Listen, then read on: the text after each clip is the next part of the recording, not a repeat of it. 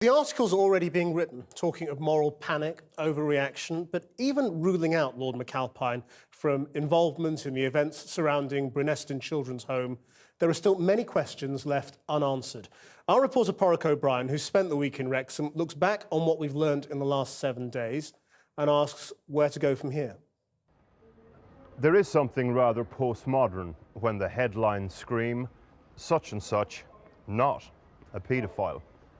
Not far from here in Wrexham, Steve Measham, the man who said he was abused by a high-profile public figure, has just told me that, as you'd expect, his house is under siege by the media.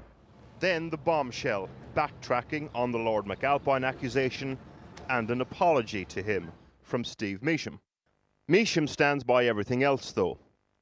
According to Shan Griffiths, who ran Clwyd Council's secretariat for the Waterhouse inquiry and set through all the evidence, the victims of abuse never had a vested interest in just naming famous people. The amount of money that they receive isn't dependent upon how famous your abuser is. So if you're abused by somebody famous, you're not going to get any more money than if you were abused by somebody who's the cleaner at the children's home.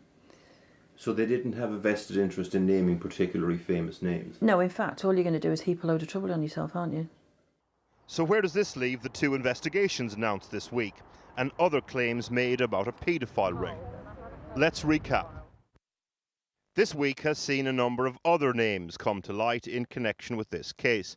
Sir Peter Morrison, a former Tory MP and aide to Margaret Thatcher, who died in the 90s, is said to have visited the Bruneston home several times. Yesterday, we referred to Tom Kenyon, the son of Lord Kenyon. Both were identified during the Waterhouse inquiry. Both are now dead.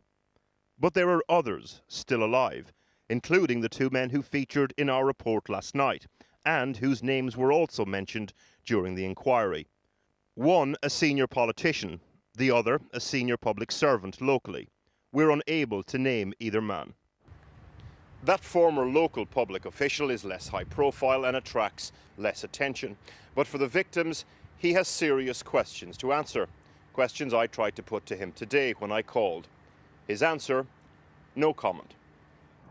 Although national attention may be diverted as a result of Steve Measham's backtrack, the attention of those abused remains firmly focused on the people with the questions to answer.